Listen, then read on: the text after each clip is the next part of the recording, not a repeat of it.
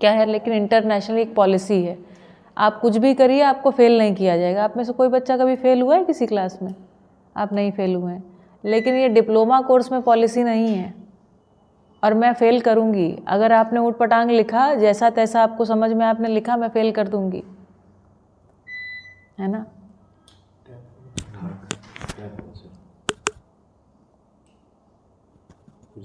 इसमें हेलो, आवाज़ आ रही है? हाँ, आई एम टैपिंग इट। तो फिर ऐसे ही डायरेक्ट ले, मैं पकड़ लेती हूँ इसको अपने पास, कोई प्रॉब्लम नहीं। दूसरे फोन से ज्वाइन करके पूछो वॉइस क्लियर आ रहा है इसमें, तो वो लगा है। बेटा कोई जरा अपने फ़ोन से ज्वाइन करो जरा लेक्चर आज का, और एक बार ही देखो आवाज़ आ रही है क्या।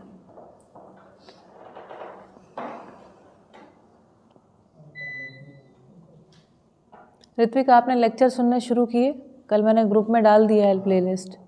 कौन सा? 30 चीज ना लेक्चर है ना, एक एक करके। किसका लेक्चर? आपका। हाँ, सारे आपके आ रही है, ठीक है। हाँ, तो उसको सुन डालिए ना पूरा। कोर कंटेंट के बिना एक कंटेंट आगे नहीं बढ़ेगा, और आगे नहीं बढ़ा तो कोई इसका कोई औचित्य नहीं है ना। ये कोई ऐसा नहीं कि अपन बस डी वोक चालू की और सबको पास करेंगे, मैं करूँगी नहीं, है ना, होना ही नहीं दूंगी। चलो, तो सर रिकॉर्ड बढ़िया से हो जाएगा। यहाँ भी रहा है और यहाँ रिकॉर्डिंग भी हो रहा अच्छा, लाइट का प्रॉब्लम भी नहीं है? वाह, बहुत बहुत धन्यवाद। चलिए बढ़िया, समझाइए मुझे जिग्नेश, कल हमने जो लिखा था उसको समझाइए एक एक पॉइंट पढ़ पढ़ के। भक्तिवादी अर्थशास्त्र मुद्रा को ईंधन मानता है और प्राकृतिक ऐश्वर्य को जड़ वस्तु, जबकि आवर्तनशील अर्थशास्त्र प्राकृतिक वस्तुओं को मुद्रा मानता है और प्रतीक मुद्रा को गांव या क्षेत्र के बाहर विनिमय का माध्यम मानता है। ठीक है, ये समझ में आता है? आता है, ठीक। अगला पॉइंट बताओ, अगला क्या लिखा है? भौतिकवादी अर्थशास्त्र लोग आधारित व्यक्तिगत पूंजी के लाभ पर केंद्रित है, जबकि आवर्तनशील अर्थशास्त्र धन जिसके धरती पदार्थ प्राण जीव उसको सामाजिक केंद्रित संपत्ति माना है। क्या मतलब हुआ इसका? कौन बताएगा? बाबू बेटा जी आप बताइए, क्या मतलब हुआ इसका?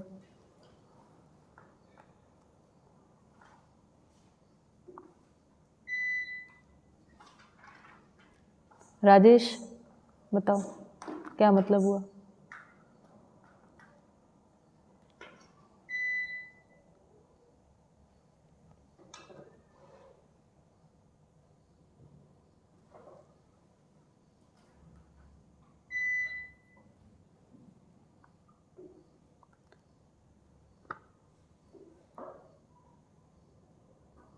राजेश बताइए बेटा।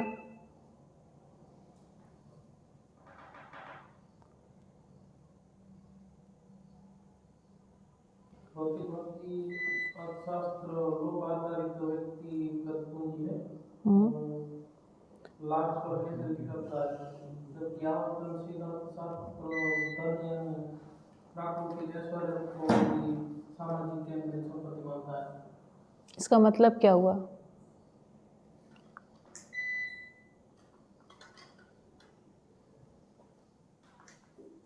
बताओ अर्जुन। भौतिकवादी अर्थशास्त्र लोक आधारित व्यक्तिगत पूंजी के लाभ पर केंद्रित है, यानी कि जो भौतिकवादी अर्थशास्त्र है वो व्यक्तिगत पूंजी यानी कि व्यक्तिगत संपत्ति को ही सब कुछ मानता है, जैसे कि बैंक बैलेंस और जमीन काम पर, जबकि आवर्तनशील अर्थशास्त्र धन यानी प्राकृतिक ऐश्वर्य प्राण जीव ज्ञान सभी धरती को सामाजिक केंद्रित संपत्ति यानी कि सभी की संपत्ति मानता है। सभी की संपत्ति मानता है, बढ़िया। आपको समझ में आती है ये बात? आपको समझ में आती है। अगला पॉइंट पढ़िए, क्या लिखा है? मेरा जो कल वाला बुक तो खत्म हो चुका है। अच्छा, नया, ठीक है, कोई बात नहीं। अच्छा चलो पढ़ो, दूसरे से पढ़ो।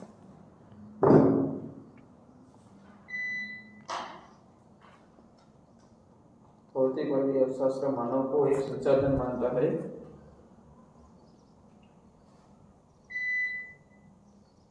लेकिन आवर्तनशील अर्थशास्त्र प्रत्येक मानव को पूर्णता के लिए प्रयासरत प्रकृति की श्रेष्ठतम चैतन्य इकाई मानता है। चैतन्य बेटा, चैतन्य। चैतन्य इकाई मानता है। क्या मतलब हुआ इस बात का? यानी कि भौतिकवादी अर्थशास्त्र है मानव को एक साधन मानता है, यानी कि मानव को एक साधन की तरह यूज करता है, उस नजर से देखता है। साधन का मतलब क्या होता है? साधन यानी कि कमाने का एक जरिया। साधन का मतलब फैसिलिटी, साधन का मतलब सुविधा। ठीक है। और कमाने का जरिया भी ठीक है, उसके माध्यम से फिर कमाई। हाँ, एक्चुअली कमाई का मतलब क्या होता है जानते हो? शोषण, शोषण है ना। ठीक है। लेकिन आवर्तनशील अर्थशास्त्र प्रत्येक मानव को पूर्णता के लिए प्रयासरत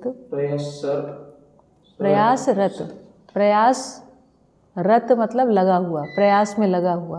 प्रयासरत प्रकृति की श्रेष्ठतम चैतन्य इकाई मानता है। यानी जो आवर्तनशील अर्थशास्त्र है वो प्रत्येक मानव यानी हर एक मनुष्य को प्रयासरत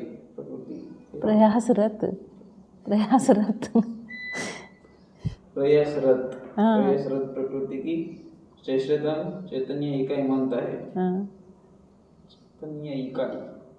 चैतन्य इकाई नहीं समझ में आएगा बिना लेक्चर देखे, ठीक है। लेक्चर्स देखिए। आपने एडमिशन कैसे, बीच में एडमिशन कैसे हुआ आपका? बीच में एडमिशन बढ़िया। जीवन विद्या का परिचय शिविर होता है उसमें, तो फिर हुआ तो होगा, वहाँ तो कंपलसरी है। जीवन विद्या का होता है, लेकिन वहाँ पे BRS वाले वो सब जाते हैं। आप लोग को नहीं ले गए? नहीं, हमारे पढ़ाई इतना होता है, 2 टाइम पढ़ाई होता है। वो तो है, लेकिन ये मिसिंग रह गया। अच्छा चलिए ठीक है, ये भी बात करेंगे वहाँ आगे चल के। ठीक है भाई, ये तीसरा बिंदु समझने के लिए आपको सारे लेक्चर्स सुनने पड़ेंगे, ठीक है। क्योंकि अगर आपने वहाँ पर जीवन विद्या के लेक्चर्स किए होते हैं ना तो आपको ये समझ में आ जाता है ये, लेकिन वैसे समझ में नहीं आएगा, ठीक है। अगला बिंदु क्या है? 4 बिंदु लिखवा दिए थे ना कल? 3 ही है। चलिए अगला बिंदु लिखते हैं।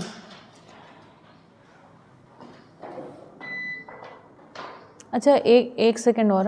आप में से यहाँ कितने अभी प्रैक्टिकल कोई शुरू हुआ है कि प्रैक्टिकल्स नहीं शुरू हुए हैं? नहीं शुरू हुए हैं, ठीक है। आप लोगों को ये जब आप लोगों ने एडमिशन लिया, वैसे तो बहुत सारी चीज़ें अभी प्रोसेस प्रॉपरली नहीं हुए, लेकिन आप लोगों को ये पता है ना कि हम लोग को कहीं पर ट्रेनिंग के लिए और ऐसे बाहर जाना रहेगा, ये सब पता है ना आप लोगों को, ये ध्यान में है, ठीक है। तो आप में से कितने लोग 5 या 6 दिन के लिए ट्रेनिंग पे जाने के लिए रेडी हैं अगले महीने दिसंबर में? हाथ उठाओ तो मैं उसको ऑर्गेनाइज़ करूँगी। हाँ ठीक है, ये सभी रेडी हैं, ठीक। हाथ नीचे कर लीजिए। 2 और 5 7 हैं। ऑनलाइन भी, हाँ ऑनलाइन जो भी लोग 25 दिसंबर से लेकर के 28 दिसंबर तक, no they can just send the like, है ना। तो वो लोग प्लीज़ अब लाइक उसमें भेजें ताकि मुझे पता चले कि आप में से 2-3 लोग, अगर 10 लोग तैयार हो जाते हैं टोटल तो हम ऑर्गेनाइज कर देंगे, है ना। बता रहे हूँ किधर, देखिए जनक सर उसमें फ़ोन में। अच्छा दिलू भा है उसमें आज के क्लास में? एक सेकंड रुको ना, मैं कर रहा हूँ। अच्छा ठीक है, लॉगिन कर देता हूँ। हाँ ठीक है। तो कहाँ होगा? 2 जगह आपको लेकर के जाना है। एक बार हम जाएंगे प्रेम सिंह जी के यहाँ, जिनका लेक्चर आपके पास यहाँ पर हुआ था आवर्तनशील खेती के ऊपर, दूसरा सहअस्तित्ववादी कृषि के ऊपर पद्मश्री भारत भूषण त्यागी जी के पास। 2 जगह, और यही 2 जगह हैं जहाँ पर हमारी ट्रेनिंग्स होंगी, है ना। दोनों जगह से अपने पास ग्रीन सिग्नल है कि आप बच्चों को लेकर के आइए, है ना, उसमें कोई प्रॉब्लम नहीं। लेकिन डेट्स, एक डेट फिक्स करिए 25 दिसंबर से 25, 26, 27, 28, 28 दिसंबर तक, है ना। और वो है बांदा, उत्तर प्रदेश में। दूसरी जगह है बिहटा। बिहटा जो जगह है वो एक सेकंड ना, दिल्ली के आसपास कहीं। वो बिहटा मैंने खुद भी अभी जाके नहीं आई हूँ, मुझे जाना होगा, आपके साथ ही शायद जाऊँगी। तो वो ट्रेनिंग होगी 1 या 2 महीने बाद, जब भी वो डेट अपनी अनुकूलता के हिसाब से देंगे भारत भूषण जी।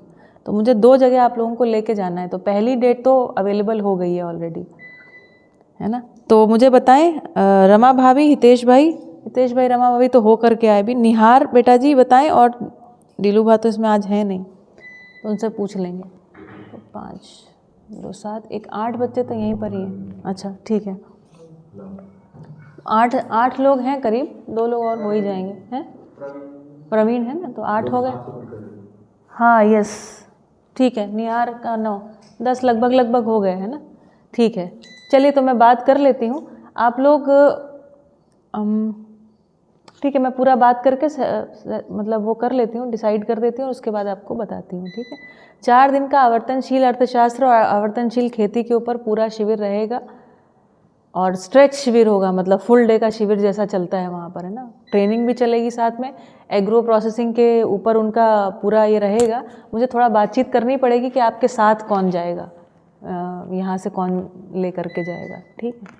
चलिए ठीक, तो ये शुरू करेंगे। दूसरी बात, इसके अलावा कोई और ट्रेनिंग, कुछ प्रैक्टिकल की बात किसी और उसमें हुई है सत्र में? हाँ संडे और सैटरडे को अगले महीने करेंगे।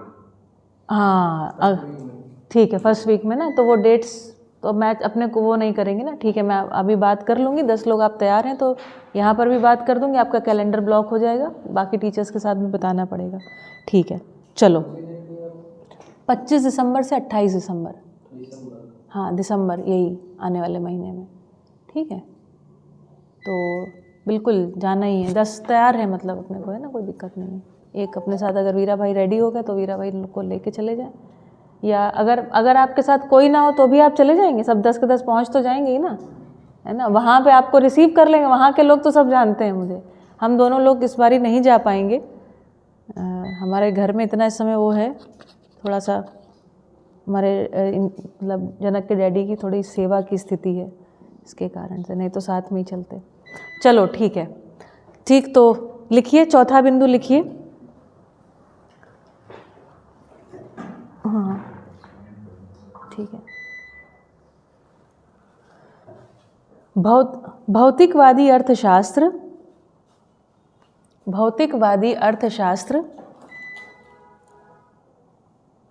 व्यक्तिगत पूंजी या लाभ केंद्रित है। भौतिकवादी अर्थशास्त्र व्यक्तिगत पूंजी या लाभ केंद्रित है, जबकि आवर्तनशील अर्थशास्त्र, जय हो, जबकि आवर्तनशील अर्थशास्त्र, स्विच ऑन, जबकि आवर्तनशील अर्थशास्त्र परिवार की समृद्धि को केंद्र मानता है। जबकि आवर्तनशील अर्थशास्त्र परिवार की समृद्धि को केंद्र मानता है।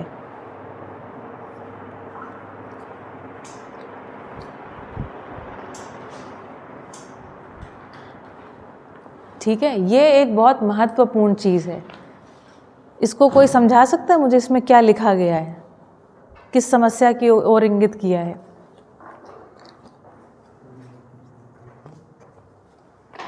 मैं बोल देती हूँ बेटा, लिखो। भौतिकवादी अर्थशास्त्र व्यक्तिगत पूंजी या लाभ केंद्रित है,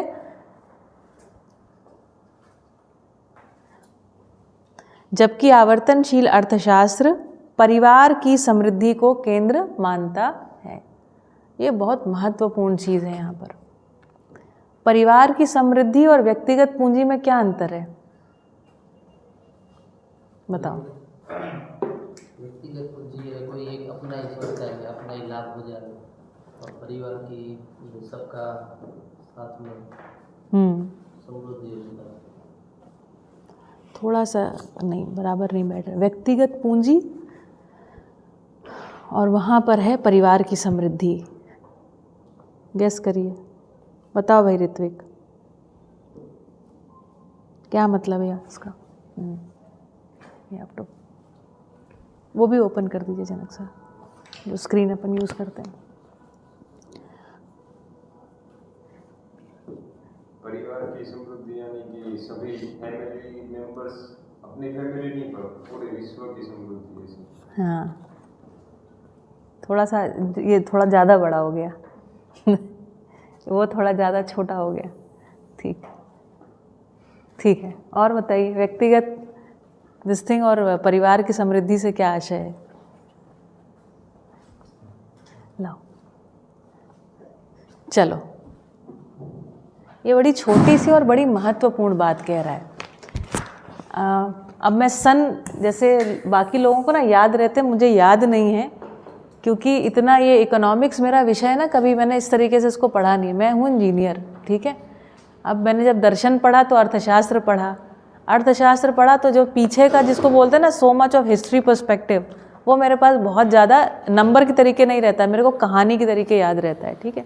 इसलिए नंबर आपको कभी आवश्यकता होगी तो देख के बताएंगे, लेकिन इतना बता सकते हैं, अंग्रेज़ों के आने के बाद एक कानून लगाया गया। वो कानून ऐसा था जिसमें ये कहा गया इंडिविजुअल प्रॉपर्टी राइट आया। क्या आया? इंडिविजुअल मतलब व्यक्तिगत संपत्ति का अधिकार, ठीक है। अब ये जो व्यक्तिगत संपत्ति का अधिकार आया, इसके कारण से बहुत सारा झगड़ा बढ़ गया, ठीक है।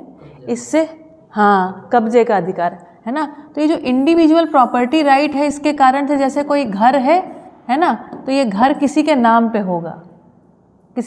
होगा, अगर कोई वस्तुएं हैं तो वो किसी के नाम पर होंगी, इस तरीके से। इससे पहले तक एक ये निश्चित, अब ये मुझे डेट याद नहीं कौन सा सन में इसको लगाया है इन्होंने, लेकिन इससे पहले तक क्या था, जैसे कोई भी घर है ना, गाँव में कोई भी घर, ज़मीन किसी की होती नहीं थी, जिसको जहाँ बोना है वहाँ अपना बोता था। जब ज़मीन ठीक नहीं लगी, जितनी आवश्यकता होता था उतना बोता था, जितनी उसके शरीर में ताकत होती थी, जितने लोग मिल करके बो सकते थे बोते थे, काट लेते थे, फसल उनकी होती थी। तो ज़मीन बेसिकली पहले किसी की नहीं थी, है ना। भू स्वामित्व का अधिकार बहुत बाद में आया है ना। तो इससे पहले जैसे कि मान लो एक उदाहरण अगर लें, तो जैसे कि एक सुनार है, ठीक है। तो सुनार के पास उनका पूरा घर होता था, तो पूरा घर इस काम में लगा रहता था। सुनार है, लुहार है ना, बढ़ई है ना, सुथार, इस तरीके से जितने भी अपने ये काम करने वाले लोग होते थे, इन सभी के पास जो कुछ भी पूंजी होती थी, है ना, पूंजी के रूप में क्या, इनका घर, इनके बैल, इनके खेत, है ना, ये सारी चीज़ें किसकी होती थी? पूरे परिवार की होती थी, वो किसी के नाम पे नहीं होती थी, है ना। उस परिवार में जो लोग रहते थे वो सारे लोग मिल करके उस घर की रखवाली करते थे, घर का रख रखाव करते थे, और वो घर सबका होता था। घर किसी में बंटता नहीं था। अगर किसी को अलग रहना है तो पूरा गांव मिल करके एक नया घर अपना बना दिया करता था, या वही लोग ही मिल करके मिट्टी के घर होते थे, बना लेते थे आराम से। ये जब से इंडिविजुअल प्रॉपर्टी राइट आया, ये किसकी देन है? भौतिकवादी अर्थशास्त्र की देन है, ठीक है। ये भौतिकवादी अर्थशास्त्र, और ये भारत की पूर्व स्थिति में कुछ, लेकिन अभी जो अग्रिम स्थिति की बात कर रहे हैं वो एग्जैक्टली ऐसी स्थिति नहीं है जैसे भारत की पहले स्थिति थी। इससे ये नहीं है। आवर्तनशील अर्थशास्त्र इससे आगे की कोई चीज़ है जिसमें एग्जैक्टली ये नहीं है, लेकिन मैं बता रही हूँ पहले ऐसा हुआ करता था। तो इसके कारण से क्या था कि ये घर परिवारों में जो प्रॉपर्टी के झगड़े थे ना, ये होते ही नहीं थे। अब जिसको जहाँ जाना है अपना उसने सामान उठाया और अपना गया, जहाँ पर भी देश परदेश जिसको कमाने जाना है, आया तो वापस उसके लिए घर अपना है ही, और अगर यहाँ नहीं रहना तो अपना घर बाजू में जहाँ आपको ज़मीन समझ में आए वहाँ पर बना लीजिए, खेत के पास जहाँ बनाना हो। इस तरीके से हिसाब किताब चलता था। बाद में ये कहानी चालू हुई, और इसके कारण से घर परिवार, ज़मीन, वस्तुओं के झगड़े कितने ज़्यादा हैं आपको पता है? मैंने एक दिन बताया था ना आपको, कितने हैं? 5 करोड़ केसेस हैं सिविल कोर्ट में, 5 करोड़। भारत की जनसंख्या कितनी? सही लिखा ना मैंने? 150 करोड़। मतलब 5 करोड़ में अगर 30 का गुणा करो तो 150 करोड़ आ जाएगा, है ना। तो और एक केस में कम से कम 15 लोग तो इन्वॉल्व रहते ही हैं, नहीं रहते हैं? एक केस में एक फैमिली इन्वॉल्व रहती है, जो फैमिली इन्वॉल्व रहती है उस फैमिली के जान पहचान वाले लोग भी उसमें इन्वॉल्व रहते हैं। जैसे मान लो अगर इनके फैमिली में कोई कोर्ट केस चल रहा हो तो मेरे मम्मी पापा भी पूछते हैं कि बेटा कोर्ट केस कैसा सेटल हुआ कि नहीं हुआ, है ना। तो हमारी बहन भी पूछती है, तो उनकी सास भी पूछ लेती है कि भैया ठीक से सब है कि नहीं है। तो अगर आप देखोगे ना, पूरा हिंदुस्तान ऐसे लोगों को जानता है जिनके बिल्कुल नज़दीकी रिश्तेदारों में प्रॉपर्टी के झगड़े चल रहे हैं। आप में से कितने लोग जानते हैं? मैं जानती हूँ। आप जानते हैं कि आपके कोई जान पहचान में किसी का प्रॉपर्टी का केस चल रहा हो? आप जानते हैं। आप लोग नहीं जानते हैं, आप भी जानते हैं। आप नहीं जानते, आप नहीं जानते, नहीं जानते। ठीक, पूछिएगा, अपने पिताजी से पूछिएगा, हो सकता है आपकी जान पहचान में पता चल जाए। बहुत सारी ज़मीनें, जब मैं गांव में खेती करने पहले गई ना, तो बहुत सारी ज़मीनें ऐसे, मैं सोचती ज़मीनें ऐसे क्यों डाल देते हैं, मियाँ वाकी वहाँ पे फॉरेस्ट क्यों नहीं लगा देते, ज़मीन का सदुपयोग क्यों नहीं करते। जब हम वहाँ खेती करने लगे हमें पता चला ज़्यादातर ज़मीनें डिस्प्यूट में हैं। डिस्प्यूट मतलब झगड़े में है। भाई, और एक भाई लंदन रहता है, एक भाई कनाडा रहता है, दोनों में से किसी को बोने नहीं आना है, बस केवल झगड़े में स्टे लगा हुआ है कोर्ट का। समझ में आया? तो एक तो ये बात है ना, ये सूचना के रूप में बताया। यहाँ पर कह रहे हैं भौतिकवादी अर्थशास्त्र व्यक्तिगत पूंजी या लाभ केंद्रित है। अब ये तो हुई पहले की बात, ठीक है। अब आज की स्थिति क्या है, जैसे एक परिवार में, अब देखिए झगड़े कैसे होते हैं। तो झगड़े असल में ना क्या है, झगड़े की जड़ बनी हुई रहती है। तो जैसे एक परिवार में कई लोग रहते हैं, है ना, तो जैसे उसमें कुछ महिलाएं होती हैं, बच्चे होते हैं, कुछ है ना लोग और रहते हैं, जैसे पुरुष रहते हैं, वो सब जाते हैं कमाने। जब कमा के लेके आते हैं तो किसके अकाउंट में पैसा आता है? चाहे वो महिला हो चाहे पुरुष, जो नौकरी करने जाता है उसके अकाउंट में पैसा आता है। लेकिन वो पैसा कब कमा पाया? जब बाकी सारे लोगों ने उसकी सेवा करी है। तो बहुत सारे परिवारों में ये भी झगड़े के मुद्दे रहते हैं। जैसे मान लो पत्नियों में विशेष रूप से, अब तो हालांकि लड़कियां भी खूब अच्छे से कमाती हैं, लेकिन ज़्यादातर जगहों पर ऐसा है कि पुरुष कमाते हैं और स्त्रियां सारा दिन उस घर को देखभाल करती हैं, सारी व्यवस्था करती हैं, लेकिन उनके अकाउंट में उनके पास कोई धन रहता नहीं है। इसके कारण से उनके अंदर आर्थिक आत्मविश्वास नहीं आता है, जिसके कारण से झगड़ा, पैसे को चोरी कर लेने की प्रवृत्ति, पैसे को बचा करके छिपा करके रखने की प्रवृत्ति, इस प्रकार की ऑलमोस्ट अमानवीय प्रवृत्तियों को ढोना पड़ता है। क्या कह रहे हैं? ढोना पड़ता है। ठीक है। आवर्तनशील अर्थशास्त्र इसीलिए इससे आगे की वस्तु है। आवर्तनशील अर्थशास्त्र क्या कह रहा है? अब देखिए, आवर्तनशील अर्थशास्त्र को आपको समझना होगा परिवार मूलक स्वराज्य व्यवस्था के साथ। उसमें आज का नौकरी वाला तंत्र नहीं है। यहाँ पर जो परिवार है, एक परिवार, दो परिवार, ऐसे 10 परिवार मिलकर के परिवार समूह विधि से ये लोग क्या करते हैं? उत्पादन करते हैं। जब ये उत्पादन करते हैं तो परिवार का इसमें हर एक सदस्य जो है क्या है, वो भागीदारी करता है। उत्पादन करते हैं। उत्पादन करते हैं का मतलब खेती करते हैं ऐसा नहीं, खेती भी करते हैं और खेती के बाद एग्रो प्रोसेसिंग भी उसके ऊपर करते हैं। उत्पादन जो प्रकृति में से डायरेक्ट मिलता है उसको बोलते हैं संपादन।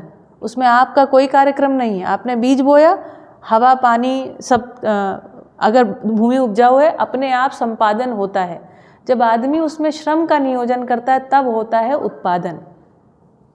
तो गेहूं का होना संपादन है और गेहूं से दलिया का बन जाना उत्पादन है। गेहूं के लड्डू का बन जाना, आटे के लड्डू बन जाना उत्पादन है। समझ में आया? यहाँ पर इस तरीके से बात हो रही है। तो कह रहे हैं यहाँ पर क्या हो रहा है, यहाँ पर ये सारी चीज़ें जो है ना, ये पूरी एक्चुअली ये जो पूरा एसेट है, ये ग्राम इसका संरक्षण करता है। क्या करता है? ग्राम संरक्षण देता है। आवर्तनशील अर्थशास्त्र को थोड़ा सा समझते हैं। तो इसमें जो पहली व्यवस्था की इकाई है वो क्या है? परिवार। परिवार में करीब करीब 10 सदस्य, और ऐसे 10 परिवार मिलकर के परिवार समूह।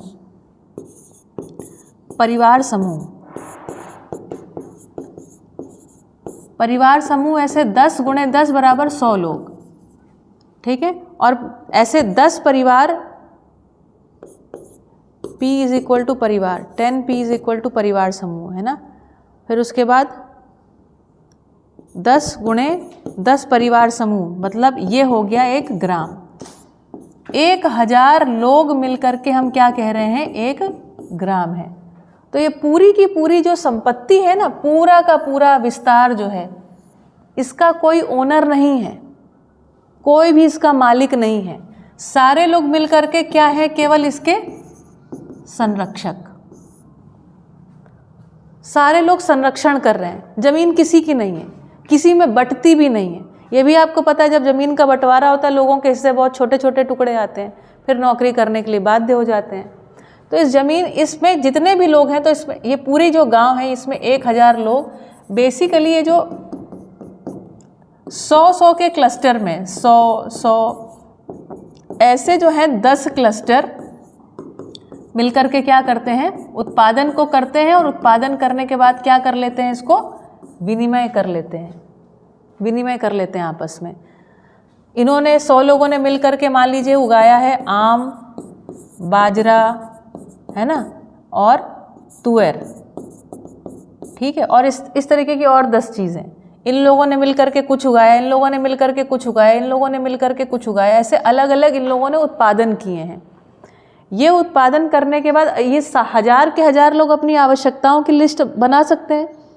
लिस्ट बनाई जा सकती है कि नहीं बनाई जा सकती है? जैसे गेहूँ, हमको गेहूँ कितना चाहिए, चावल कितना चाहिए, हल्दी कितना चाहिए, है ना, सब्जियाँ कितनी चाहिए, सारी चीज़ें। और उसके बाद एक समिति बना करके ये आवश्यकता के अनुसार उत्पादन करते हैं।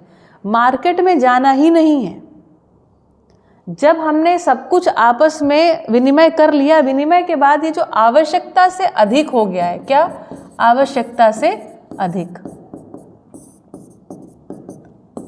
आवश्यकता से अधिक, इसको क्या करना है, हमको विनिमय करना है। आवश्यकता से अधिक को विनिमय कैसे करना है? मुद्रा के माध्यम से।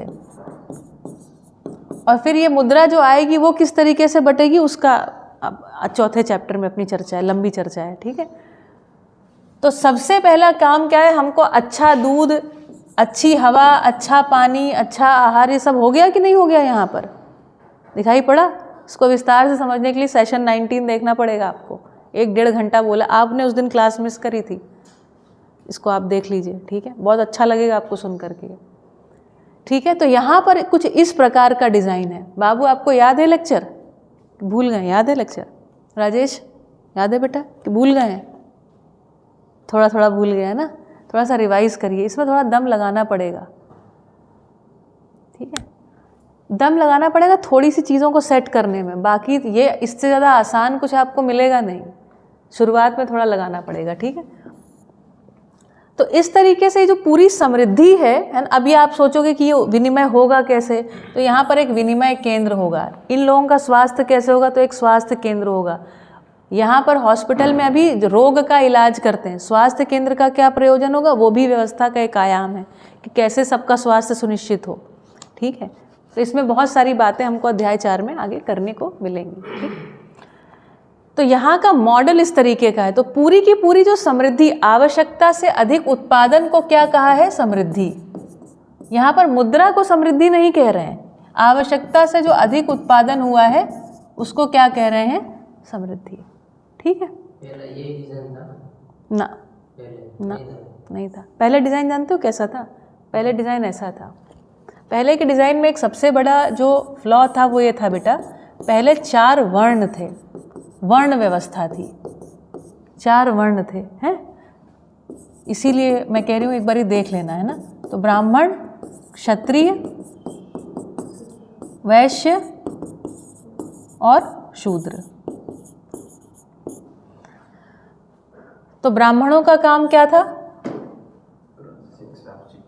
क्षत्रियों का रक्षा, वैश्यों का विनिमय, व्यापार, और शूद्रों का उत्पादन, उत्पादन, साफ सफाई, सारी चीज़ें आ गई उसमें। तो फिर नीचे नीचे करते गए ना। तो ये जब हमने 4 ये जो वर्ण व्यवस्था बनाई है ना, इसमें किसी को छोटा, ये भी पता है आपको, इसमें नंबर 1 ये पता है कि नहीं पता है, नंबर 2, नंबर 3, और इनको हमने क्या माना, हेय माना है, छुआछूत के शिकार हो गए ये, है ना। तो इस वर्ण व्यवस्था में जो एक हिरार्की है, हिरार्की मतलब समझते हो क्या बोलते हैं हिरार्की को हिंदी में? ऊपर नीचे, है ना, एक सीढ़ी जैसा हिरार्की है ये। यहाँ पर ऐसा नहीं है, यहाँ पर कह रहे पूरी मानव जाति एक है, मानव जाति एक है। तो इस व्यवस्था में है ना, ये जो सारे लोग हैं, ये सारे लोग, इसमें कोई वर्ण व्यवस्था में नहीं है। सब लोग मिलजुल कर समझदारी के आधार पर कि हमको सही चीज़ खाना है, अच्छे से उगाना है। वस्तु विनिमय नहीं, मैंने कल बताया था ना, यहाँ पर वस्तु विनिमय नहीं है, यहाँ पर श्रम मूल्य का विनिमय है। वो कैसे होगा, मुझे अध्याय 4 में इसको पढ़ाना पड़ेगा आपको। पहले जो था केवल वस्तुओं का विनिमय था, तो वस्तु विनिमय में क्या मूल्यांकन दोष हो जाता था। देखो छोटी सी बात कह देती हूँ, ज़्यादा बेटा नहीं कह पाऊँगी, अपने पास है ना, कहने जाएंगे तो पूरा अध्याय 4 पढ़ाना पड़ेगा, वो आएगा ही आगे। तो पहले क्या था, वस्तु का विनिमय था, जैसे तो आवश्यकता के हिसाब से किसी का शोषण हो जाता था, है ना। मान लो किसी को औषधि चाहिए और उसने कह दिया कि हम ये औषधि जो है तुमको देंगे, मान लो 100 किलो गेहूँ के बदले, है ना। लेकिन अब इस तरीके से क्या हो रहा है, यहाँ पर शोषण हो जाता था पहले, है ना। तो वस्तु विनिमय में ये सारी संभावनाएं बनी रहती हैं। यहाँ पर क्या है, श्रम मूल्य का मूल्यांकन होगा। किसी भी चीज़ को उत्पादित करने में श्रम मूल्य कितना लगा है, तो श्रम मूल्य का मूल्यांकन, ये यहाँ पर पद्धति है। वहाँ पर 2 लोग आपस में ही आवश्यकता के हिसाब से दूसरे का शोषण कर लेते थे, ऐसा था। बात पकड़ में आई। तो ये वस्तु विनिमय पहले की बात है, अभी श्रम मूल्य का मूल्यांकन। अब यहाँ पर जो ट्रिकी या जो समझने वाली चीज़ है, पहले तो श्रम मूल्य क्या है, दूसरी बात मूल्यांकन करोगे कैसे, किस चीज़ का भाव कैसे तय करोगे, इस पर आधारित है ना। तो आपको एक उदाहरण के लिए बात बताऊं, जैसे अभी इस समय अगर चीज़ों में देखें ना, तो हीरा बड़ा कीमती है ना, ऐसा मानते हैं। ये जो मध्यस्थ दर्शन या आवर्तनशील अर्थशास्त्र कहता है, जो हीरा है ना, उसकी कीमत 0 है। ऐसी कोई वस्तु जिसको उत्पादित करने में मानव का कोई श्रम नहीं लगा है, उसकी सबकी मूल्य कितना है, 0। और वो मूल्य को क्या मानता है, मूल्य को किसी वस्तु की क्या मानता है, उपयोगिता। तो अपने पास जो व्यवस्था है ना, व्यवस्था तभी बनेगी जब हम उपयोगिता के आधार पर वस्तुओं को समझेंगे, यथार्थ को समझेंगे। वास्तव में वो है क्या, एक प्रकार का पत्थर है घिसा हुआ, उसकी अपनी कोई उपयोगिता सिद्ध होती है, वास्तव में नहीं सिद्ध होती है। लेकिन जो मार्केट में, जो कैपिटलिस्टिक मार्केट है, उसने आपको दिखा के, आपको क्या, सब सवेरे से शाम तक है ना, डी बेयर्स, हीरा है सदा के लिए, और पहनो करके सब पहन रहे हैं, है ना। मुद्रा वाले उस पे आएंगे अपन। प्रतीक मुद्रा, मैंने कल कहा था ना, पता करके आना क्यों बोलते हैं प्रतीक मुद्रा, पता करके आओ भाई, प्रतीक मुद्रा क्यों बोलते हैं। मुद्रा, फिर मुद्रा क्या, अगर ये प्रतीक है उसका तो ठीक है। जिग्नेश, थोड़ा सा कुछ इशारा हुआ कि नहीं हुआ, इशारा हुआ थोड़ा सा। उपयोगिता के आधार पर मूल्यांकन है। तो जैसे मान लो एक गांव है, और इसमें ना, अच्छा इसमें अच्छी बात क्या, अभी जो हमारे पास लोकतंत्र है उसमें ग्राम सभा के पास काफ़ी पावर है ना। वो ग्राम सभा अपनी पावर को यूटिलाइज कर नहीं पा रहा है, तो गांव के जो स्रोत हैं उनका संरक्षण नहीं कर पा रहा है। क्योंकि जैसे, अब चलो अपन थोड़ा सा इधर उधर हो गए, लेकिन चलो समझ लेते हैं। तो जैसे गांव, ये मान लो एक गांव है, ये पूरा गांव ही है, धरती नहीं है, गांव है। तो गांव की जो ज़मीन होती है ना, वो उपजाऊ किस आधार पर होती है, जो कुछ भी यहाँ पर मिनरल्स होते हैं ना इस धरती में, जो भी खनिज पदार्थ होते हैं, अगर मान लो उसकी एक धरती के एक हिस्से से हम कुछ खनिज पदार्थों का खनन कर दें, तो क्या वो धरती उपजाऊ रह जाएगी? वो धरती उपजाऊ नहीं रह जाएगी, क्योंकि धरती उपजाऊ होती है बहुत सारे खनिजों के संतुलन के फलस्वरूप, खनिज के संतुलन के फलस्वरूप। देखो तुम लोग तो खेती करते हो, इतना तो समझते हो, जब भी हमको कोई भी चीज़ की फसल लेनी होती है तो उसके हिसाब से हमको ज़मीन बनानी होती है। अगर हमको एरंडा लेना, हमको एड़ा लेना है, तो उसके हिसाब से हमको ज़मीन बनानी होती, ज़मीन तैयार करना बोलते हैं उसको। ये बात आपको पता है ना। हमको अगर गेहूँ लेना, उसके हिसाब से ज़मीन तैयार की जाती। तो क्या तैयार करने का क्या मतलब है? उसमें खनिजों के एक निश्चित अनुपात को बनाना। अगर खनिजों का एक निश्चित अनुपात खत्म हो गया तो उसमें वो सही से उत्पादन नहीं होता है। ठीक है, शॉर्ट में इतना समझा दिया है, बाकी और समझिएगा आप लोग आगे आगे। ठीक है, तो कह रहे हैं परिवार की समृद्धि। परिवार की समृद्धि मतलब परिवार में हर एक के पास आवश्यकता से अधिक है, इसकी फीलिंग है। किसी का पैसा नहीं है। जैसे अभी क्या है ना, जिसके पास पैसा रहता है, घर में भी ऐसा होता है ना, अगर 2 भाई में से एक भाई थोड़ा उनके बैंक बैलेंस में ज़्यादा है तो उनकी थोड़ी ज़्यादा पूछ हो जाती है भाई घर पे, और ये बात दूसरे को अच्छी नहीं लगती। दूसरा भाई पता चला डिप्रेशन में है ना, और उसकी जो पत्नी है वो पता चला उसको इन्फीरियरिटी कॉम्प्लेक्स आ गया। वो इन्फीरियरिटी कॉम्प्लेक्स में परिवार, इन्फीरियरिटी कॉम्प्लेक्स मतलब उसको खुद कमतर महसूस होना, और वो अपने पति के साथ गुस्सा करती है और दूसरे लोगों के साथ छोटा महसूस करती है। ये एक सिंपल डायनेमिक्स है जो देखने को मिलती है। यहाँ पे वो सारी समस्याओं से अपने आप मुक्ति हो जाती है जब हमारे पास परिवार में समृद्धि का डिज़ाइन आता है उसके फलस्वरूप। ठीक है, तो परिवार में अच्छा एक और चीज़ की समस्या से मुक्ति होती है। अब किसी को नौकरी करने तो जाना नहीं है। जब नौकरी करने नहीं जाना है तो बहुत सारी चीज़ें बच जाएंगी। अब ज़रा कल्पना लगाइए आप अपनी, जब नौकरी करने कोई घर से निकलता है तो थोड़े बहुत जहाँ जाएगा वहाँ बनाने खाने के लिए नए बर्तन, फिर वहाँ जा कर के बस ही जाता है तो एक नया घर तो नया फ्रिज तो नया सोफ़ा टीवी सारी चीज़ें बसाता है कि नहीं बसाता है। फिर जब उसको होली दिवाली होती तो अपने घर आता है गांव के, ठीक है, और उसके बाद वहाँ मनाता है और वहाँ सब बंद करके छोड़ के आता है। ऐसा सब चीज़ें चलती रहती हैं।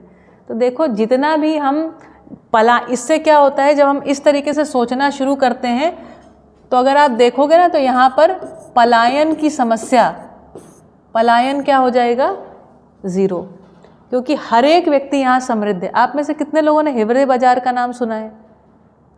हिवरे बाज़ार एक समृद्ध गांव, नहीं सुना है? चलिए हम उनको भी पूछेंगे, अगर हो सके तो आप लोगों को वहाँ देखिए कितना हम लोग जा सकते हैं घूमने घामने, ठीक है, लेकिन नहीं तो दिखाएंगे आपको, इस पे ही दिखाएंगे, स्क्रीन पे दिखाएंगे। ठीक है, अभी हिवरे बाज़ार जो है वैसे समृद्ध हो गया अपने आप में गाँव। पोपटराव पवार जी हैं जो उसके मुखिया, उन्होंने काफ़ी अच्छे से सोचा और गाँव ने मिल करके समृद्ध धन को पा लिया, धन को।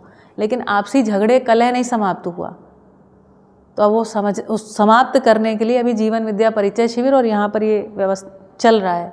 अभी जो हमारे साथ हितेश भाई नहीं जुड़ते हैं अपने सत्र में, वो इस समय वहाँ जा कर के शिविर कर रहे हैं, या पता नहीं हो गया होगा शिविर। रमा भाभी तो जुड़ी हैं, ठीक है, तो वो प्रयास चल रहा है, क्योंकि समाधान के बिना जब समृद्धि होगी ना तो वो कलह कलेश का कारण ही बन जाती है अंत में। ठीक है, तो पलायन क्या हो गया, 0।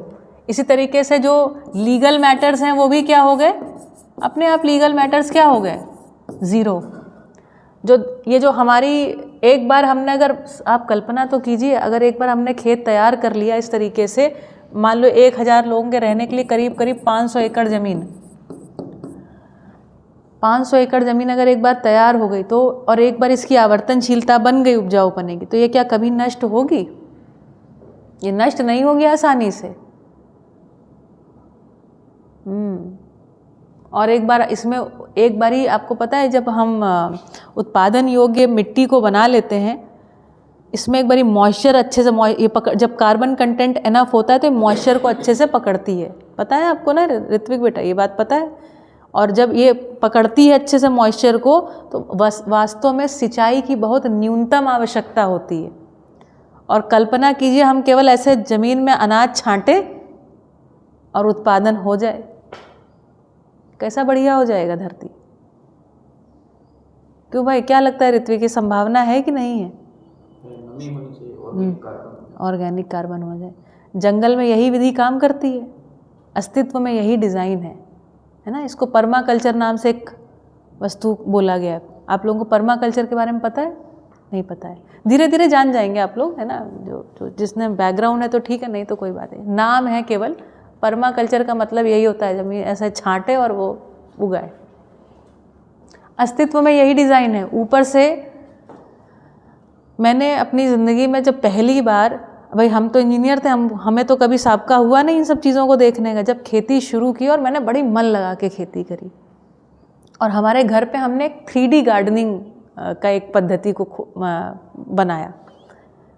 करेले लटके हुए थे और पहली बार वो करेला ऐसे 2nd फ्लोर पे लटका था और एकदम से ना फट करके ऐसे खुला और पीले रंग का करेला ऊपर से हो गया था और अंदर से उसके एकदम लाल लाल बीज, मैंने पहली बार देखा कि नेचर कितने प्रेशर से, और उसमें इतना प्रेशर भर गया था उस करेले के उसमें कि फट करके एकदम, मुझे लिटरली आवाज़ आई, मैं किचन में खाना बना रही थी, मुझे ऐसा पता चला कि कुछ फटा और फट करके बहुत दूर तक बीज छिटक गए।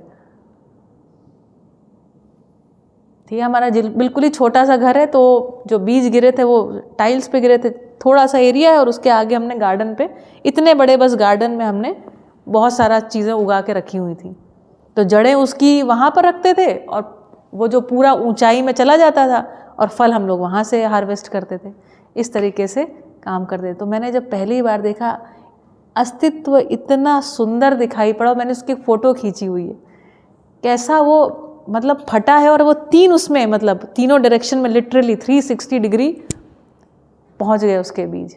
ये अस्तित्व में डिज़ाइन। तब मुझे मैंने पर्माकल्चर पहले सुना था, लेकिन जब मैंने देखा कि अस्तित्व का ये डिज़ाइन है, मज़ा आ गया मुझे। आपने देखा है कभी ऐसी घटना? अभी नोटिस करेंगे धीरे धीरे, फट जाते हैं, फल फट जाते हैं ना। चलो, तो एक चीज़ मैंने और जोड़ी, हिवरे बाजार को भी बारे में आपको हम दिखाएंगे, बताएंगे, ठीक है। चलिए, तो परिवार कह रहे हैं भौतिकवादी अर्थशास्त्र व्यक्तिगत पूंजी या लाभ केंद्रित है ना। तो इंडिविजुअल के नाम पे बहुत सारा पैसा होते जाता है, जिसके कारण से एक व्यक्ति जो है ऊपर हो जाता है और दूसरे लोग क्या होते हैं, सब उनके जी हजूरी करने वाले हो जाते हैं। इससे आर्थिक समानता नहीं आ पाती है, जिसकी अपेक्षा है हमारे अंदर, है ना। किसी से पैसा मांगना पड़ता है, किसी के कंट्रोल में सब कुछ रहता है। एक सत्तावादी मानसिकता बनी रहती है परिवारों में भी, समाज में तो बनी ही हुई है, ठीक है। तो उससे भी कह रहे हैं यहाँ पर मुक्ति हो जाती है। अगला बिंदु लिखिए, इंटरेस्टिंग बिंदु है ये। भौतिकवादी अर्थशास्त्र मानता है, भौतिकवादी अर्थशास्त्र मानता है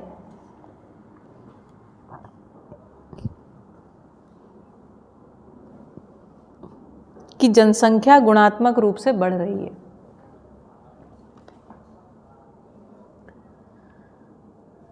भौतिकवादी अर्थशास्त्र मानता है कि जनसंख्या गुणात्मक रूप से बढ़ रही है। गुणात्मक रूप से मतलब एक्सपोनेंशियली, खूब तेज़ी से बढ़ रही है, जनसंख्या विस्फोट हो रहा है, ऐसा मानता है। और ये बातों को सभी के दिमाग में डाल दिया है इसने। भौतिकवादी अर्थशास्त्र मानता है कि जनसंख्या गुणात्मक रूप से बढ़ रही है एवं प्रकृति में गणितात्मक वृद्धि होती है।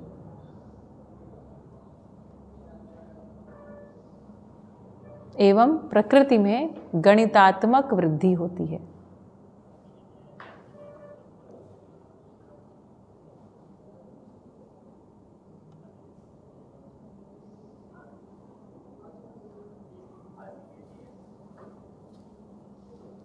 गणितात्मक वृद्धि होती है।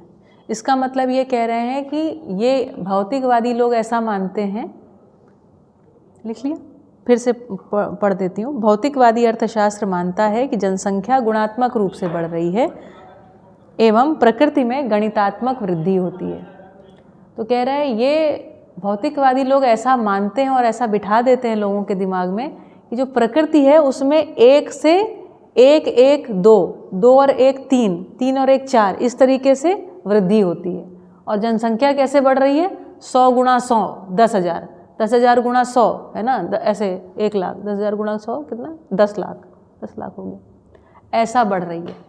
इसको बोल रहे हैं जनसंख्या विस्फोट, इसको बोल रहे हैं एक्सपोनेंशियली ग्रो हो रही है पॉपुलेशन। ये सब शब्द तो सुने ही हैं, हमने तो खूब सुने। और कह रहे हैं प्रकृति में गणितात्मक वृद्धि होती है। तो क्या बताते रहते हैं कि प्रकृति में खाना नहीं उग पाएगा जितने लोग बढ़ते चले जा रहे हैं, ऐसा बताते हैं। भाई इसमें कह रहे हैं शिव, इसमें गड़बड़ है मामला, ठीक है। मामला गड़बड़ है कि नहीं है? एक बीज वो तो कितने वो होते हैं, एक बीज से कितने, अगर 1 किलो गेहूँ बोएं तो कितना गेहूँ पैदा होगा? अंदाज़ा लगाओ। 1 किलो से 50 किलो?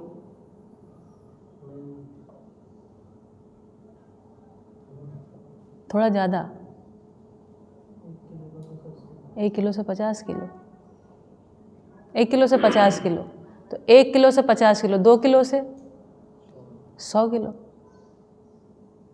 2 किलो से 100 किलो हो गया। अरे भाई 2 किलो 100 किलो हो गया, सोच क्या रहे हैं ना, 2 किलो से 100 किलो हो गया। जबकि जो जनसंख्या वृद्धि है वो इतनी नहीं होती है। 2 लोग हैं तो उनसे फिर 3 होंगे, 4 होंगे। उल्टा है एक्चुअली खेल। प्रकृति में अधिक उत्पादन का नियम है, बहुत अधिक उत्पादन का नियम है। प्रकृति में बहुत अधिक उत्पादन का नियम है। ठीक है, चलिए इन सब चीज़ों को समझाने के लिए हम आपको कुछ डॉक्यूमेंट्रीज़ दिखाएंगे। मुझे एक चीज़ ये समझ में आ रही कि इनके बैकग्राउंड में बहुत सारी चीज़ें अभी हैं नहीं, आप लोग को बहुत सारी जानकारी ही नहीं है जिसके आधार पर आप कोई निष्कर्ष निकाल पाएँ। ठीक है, तो हम कुछ डॉक्यूमेंट्रीज़ दिखाएंगे, आपको चीज़ें पता चलेंगी। ठीक है, आप में से कितने लोगों ने खेती करी है? आप करते हैं खेती, है ना? आपने करी है खेती, आपने करी है खेती, तो आपको पता नहीं क्यों नहीं कि 1 किलो से कितना गेहूँ? 1 किलो से ज़्यादा ही होता है। मेरे को भी ऐसा लग रहा है थोड़ा ज़्यादा होता है। हम 50 किलो के बीज बोते हैं, हाँ बोते हैं। भाव जो है 50 लाख का होता है, तो एक का 50। नहीं, लेकिन उत्पादन इससे अधिक है। लेकिन ठीक है, आप ठीक कह रहे हैं, ज़मीन पे भी अंतर पड़ जाता है। असल में ज़मीन का अंतर है। 1 किलो बोएंगे तो ज़्यादा ही होगा ऐसे। हाँ, इसलिए बोल रहा हूँ।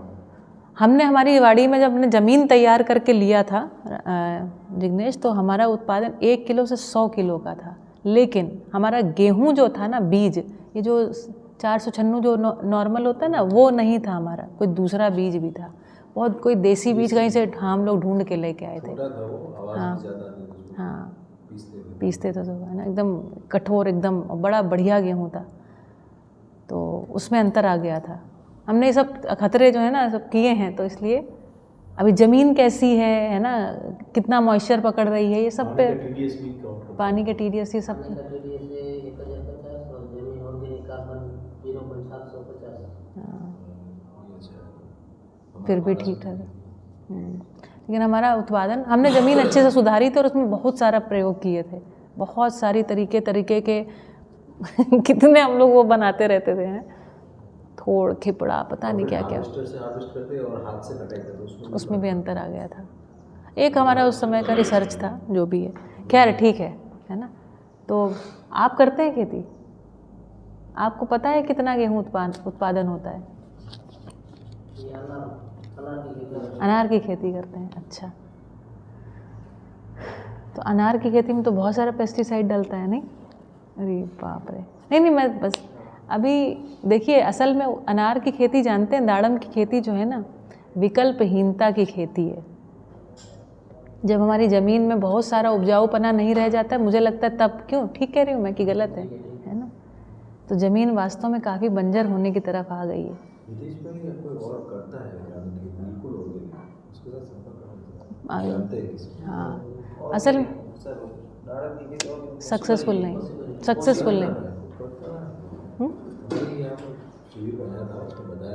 हम बात करेंगे उनसे, हो सकता है थोड़ी मात्रा में हो। देखो क्या है कि एक चीज़ है कि हम बाज़ार के लिए जब उत्पादन करते हैं उसका डिज़ाइन अलग होता है। 2-4-10 पेड़ अपने कर लिए, ऑर्गेनिक कर लिए, वो कोई बहुत बड़ी बात नहीं है ना, वो हो सकता है। बढ़िया है, थोड़ा मुझे लग रहा है वापस अपन मिले जुले।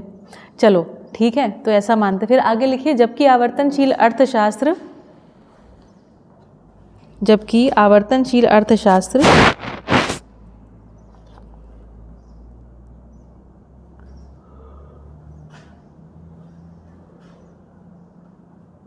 मानव को भी मत लिखिएगा,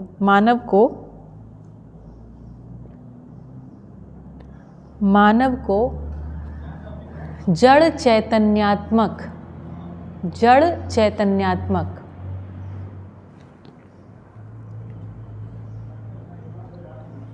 जड़ और चैतन्य, जड़ जो है वो शरीर है, चैतन्य जो है वो जीवन है। ठीक है, जड़ चैतन्यात्मक प्रकृति का एक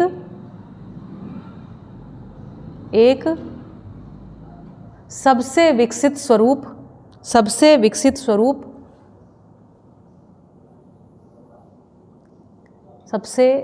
स्वरूप के रूप में पहचानता है।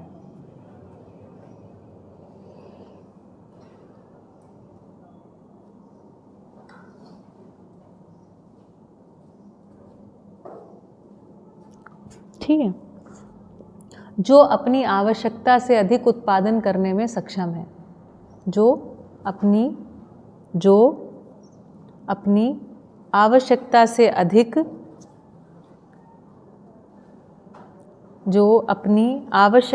अधिक उत्पादन करने में सक्षम है।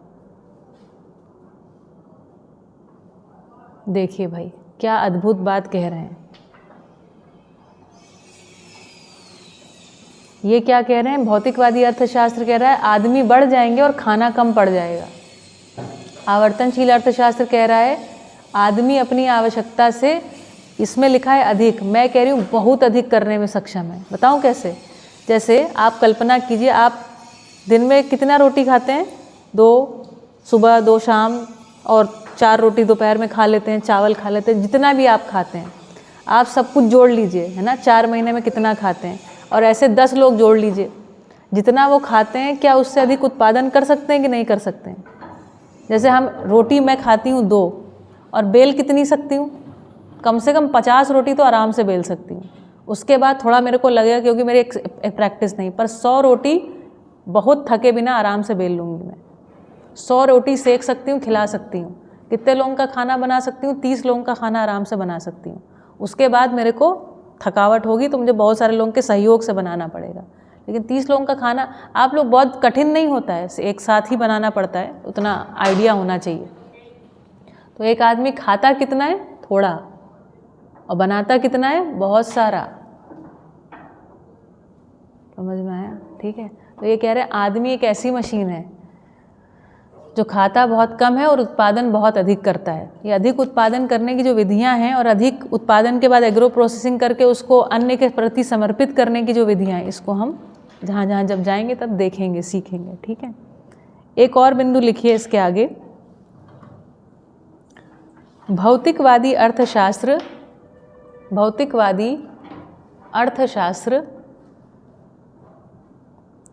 मानता है, भौतिकवादी अर्थशास्त्र मानता है कि संसाधन सीमित हैं।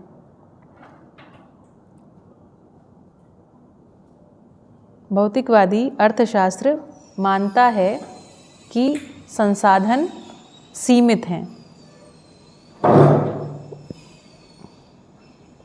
और आवश्यकता अनंत है।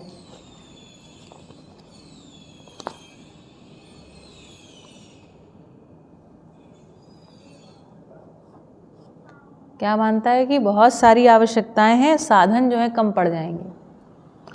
जबकि आवर्तनशील अर्थशास्त्र इस बात पर आधारित है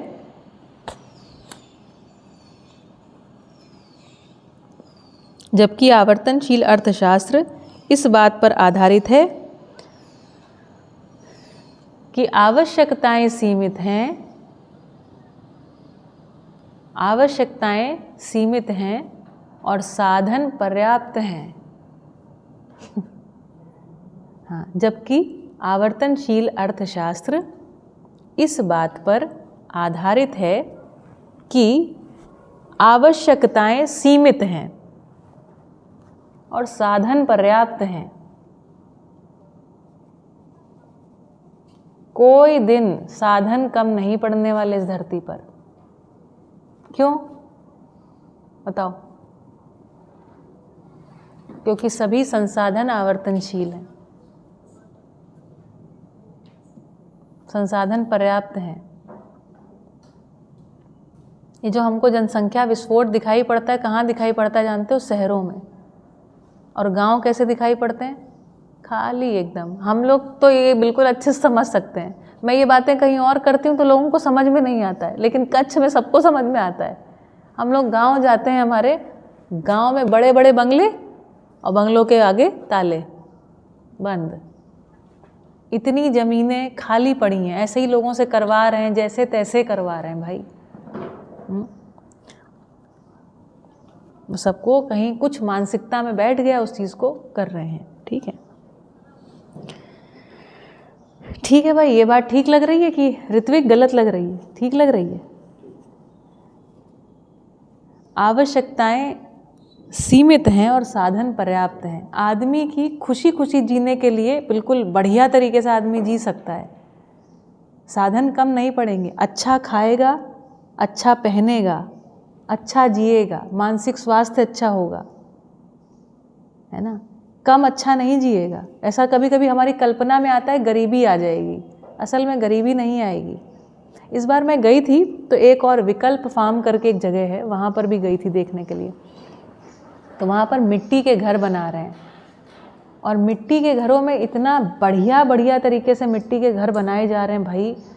मतलब मुझे पहले लगता था मुझे थोड़ा बहुत पता है, जब वहाँ पहुँच के देखा तो मुझे लगा कि काफ़ी कुछ नहीं पता है।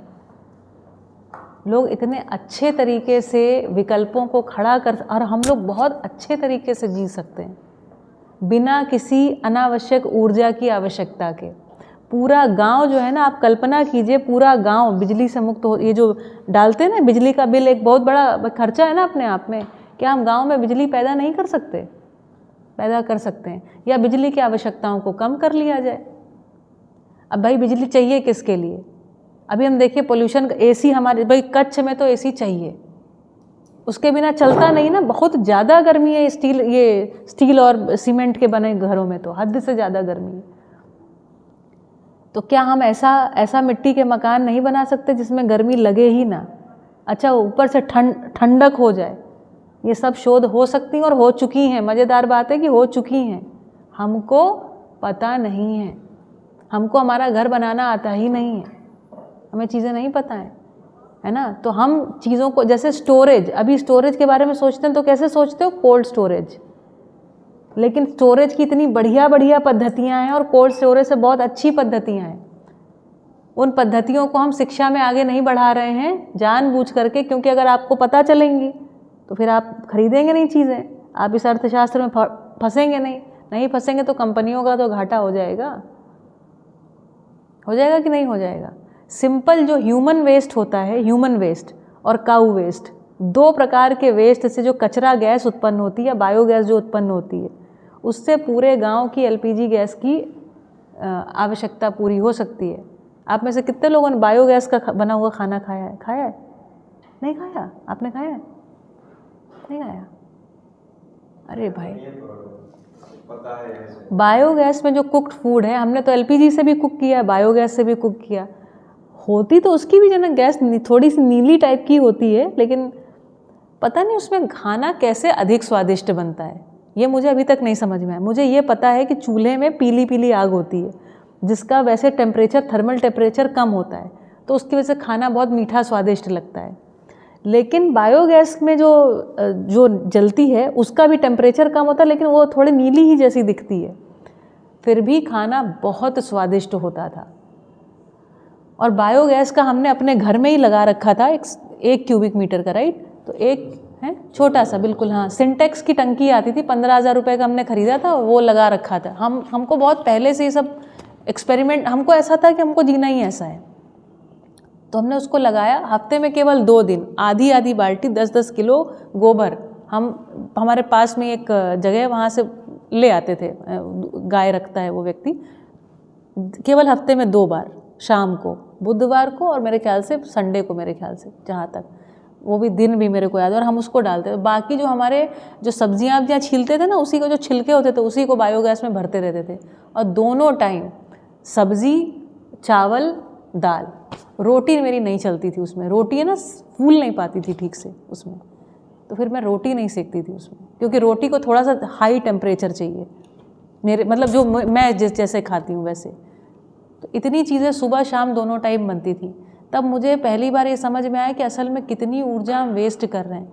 और ये जो मेथेन अनट्रैप्ड होती है ना, वो उसमें जो गैस चलती है वो होती है मेथेन।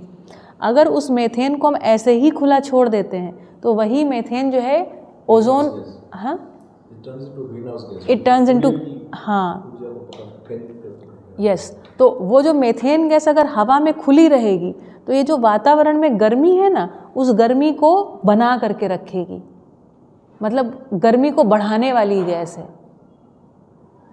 तो कोई भी ह्यूमन वेस्ट है या एनिमल वेस्ट है, जो भी हमारे पेट्स के वेस्ट हैं, अगर हम इसको जैसे ही बायोगैस से वो करते हैं तो अपने लिए ऊर्जा मिलती है। कुकिंग तो बिल्कुल ही समझ लीजिए फ्री है, और उसमें ज़ीरो मेंटेनेंस। भाई हमने बनाया, उसके बाद फिर हमने खेती बाद में शुरू करी, बायोगैस पहले लगाया था, फिर बायोगैस खेत में उठा के लेकर गए। हमने बनाया, हमारे वर्कर ने बनाया, है ना, जो भी था हमारा हेल्पर वो भी बना के खाने लगा बढ़िया। तो वो चलता रहा बढ़िया, उसमें कोई मेंटेनेंस नहीं है, ज़ीरो मेंटेनेंस।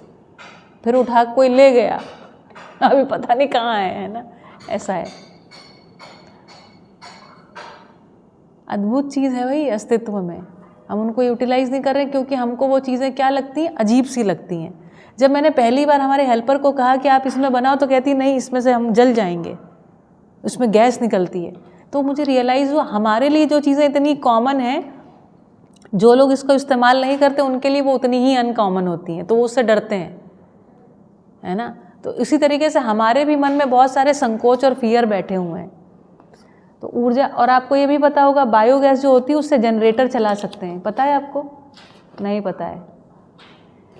जो बायोगैस होती है जितना आपके खाने में यूज़ हो गई, अब एक्स्ट्रा है तो क्या करोगे, उससे जनरेटर चलाइए, जनरेटर से बिजली बना लीजिए, बढ़िया चल रही है, अपना काम बढ़िया चलेगा कि नहीं चलेगा? बढ़िया चलेगा भाई। असल में, और ये जितना भी तार है, जानते हैं जो कोयला पेट्रोलियम के ऊपर हम बात किए थे आपसे, तो खदान में से जब 4 किलो कोयला निकाल के ले करके आने में जहाँ तक पावर प्लांट है उसमें बहुत सारा ईंधन पहले ही जल गया, फिर उससे ऊर्जा बनाई गई। तो मान लो 4 किलोवाट ऊर्जा बन करके आपके घर के लिए चली, तो आपके घर तक जब पहुँची तो केवल 1 किलोवाट पहुँची। ये जो वायर होता है ना, इसमें हीट लॉस के फॉर्म में 3 किलोवाट ऊर्जा नष्ट हो जाती है। आप जो पेमेंट करते हैं वो 4 किलोवाट के लिए करते हैं और यूज़ करते हैं मात्र 1 किलोवाट। और कोयले का काम वैसे भी ऊर्जा का नहीं, कोयले का काम बिजली बनाने का नहीं था कभी भी, लेकिन हम उसको कर रहे हैं। असल में मानव के लिए जितनी भी उपयोगी वस्तुएं हैं वो धरती की सतह पर ही उपलब्ध हैं। और ये जो बायोगैस होती है, बायोगैस एक बारी आपने निकाल ली, एक बारी आपने मीथेन निकाल लिया तो बचा हुआ जो लिक्विड होता है, स्लरी होता है, लिक्विड समझ लीजिए, उसको लिक्विड गोल्ड कहा जाता है। हमने एक एक्सपेरिमेंट किया, हमारी वाड़ी का एक हिस्सा था जिसमें बहुत ही खराब, मतलब पैर ऐसे अंदर धंस जाता था। तो सोचा इसमें क्या बोया हमने, सकरिया गाजर, क्या बोलते हैं उसको, स्वीट पोटैटो, है ना।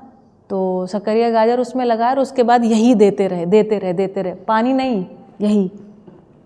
इतनी बढ़िया फसल हुई कि पूछिए मत। 2 पारे किए थे केवल, क्योंकि पता ही नहीं था होगा कि नहीं होगा, ख़राब ज़मीन थी। Literally it is liquid gold. ये एक्सपेरिमेंट हमने किया है।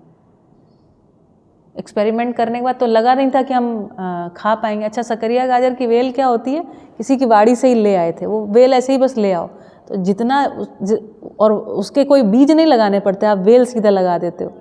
तो हम उसके पास से केवल कुछ एक पत्तियां ले करके आए थे, और वो पत्तियों से हमने उसको बाद में जा करके सकरिया गाजर खिलाई। जहाँ से लेके उसको देना बनता है ना, प्रसन्न हो गए भाई लोग, क्या बात है ना। It is literally liquid gold. जो हमारा ह्यूमन यूरिन और जो काऊ का यूरिन होता है, अगर इसको सिंपल प्रोसेसिंग की जाए तो यूरिन का मतलब जानते हैं क्या होता है, उसमें है ढेर सारा यूरिया, यूरिन एंड यूरिया, इसीलिए यूरिक एसिड बढ़ जाता है क्योंकि उसमें यूरिया ऑलरेडी है। तो ये जो हम यूरिया छांटते हैं ना, उसकी जगह पर सिंपल ह्यूमन यूरिन, काऊ यूरिन या फिर बफेलो या जो भी आपके पास पेट्स हैं, सारे पेट्स का यूरिन बहुत अच्छे से इस्तेमाल हो सकता है। इसका एक्सपेरिमेंट किया किन चीज़ों पर हमने, सब्जियों के ऊपर। आपको लगेगा भाई ये क्या, मतलब ऐसा लग रहा है जैसे हमने कौन सी चीज़ें इसमें छांटी हैं, है ना। शायद आप लोगों को सिखाया जाए यहाँ पर, आई डोंट नो आपके सिलेबस में कितना है उत्पादन को कैसे। तो एग्रो प्रोसेसिंग में ना, एग्रो प्रोसेसिंग में जब आप सीखोगे तो एक भाग तो है कि आप खाने पीने की चीज़ें उत्पादन करने के बाद उस पर एग्रो प्रोसेसिंग कीजिए। दूसरी चीज़ें आप सोचेंगे ना तो आपको समझ में आएगा there is so much to process. एक व्यक्ति अगर यही सारी चीज़ें बना बना के भी बेचे ना तो बहुत बढ़िया, इसमें अच्छी खासी उसकी इनकम होगी, और इनकम के साथ उसकी पूरकता कितनी बढ़ेगी आप सोचिए। क्योंकि दूसरे लोग, सब लोग ये चीज़ें नहीं कर पाएंगे, सारे लोग प्रोसेसिंग नहीं कर पाएंगे, क्योंकि अभी हम लोग बटे हुए हैं। अभी समाज कैसा है, बटा हुआ समाज है, बटे हुए परिवार हैं। तो हमको लोगों को एक साथ, जैसे अभी हम लोग 8-10 लोग तो अभी जो जा रहे हैं, 10 लोग तो तैयार हैं ना हम लोग, अगर 10 लोग मिल करके एक प्रॉपर कोई हम एग्रो प्रोसेसिंग का एक यूनिट खड़ा करें तो क्या लगता है आपको कितनी जल्दी हम पूरे देश भर में इस चीज़ को देशव्यापी या बहुत अच्छी स्टैंडर्ड का बना देंगे? क्या लगता है आपको? अनुमान कीजिए। मेरे अनुमान में आता है 3 साल। वर्ल्ड रिकॉग्निशन के लिए 3 साल पर्याप्त होंगे। चलो आप लोग की ज़मीन जोड़ो, कितनी कितनी आप लोगों के पास है, कितनी ज़मीन है आपके पास? 14 एकड़। देखिए मैं आपको एक गणित लगाती हूँ सिंपल, हालांकि हमारी आज क्लास का ये नहीं था, लेकिन 14 एकड़ आपके 20 एकड़ 20 एकड़ 102 बीघा। बेटा एकड़ में बताओ, एकड़ में मुझको नहीं मालूम। एकड़ का बताओ। 102 बीघा है कितना वो 2.5 बीघा का लगभग 1 एकड़ होता है ना?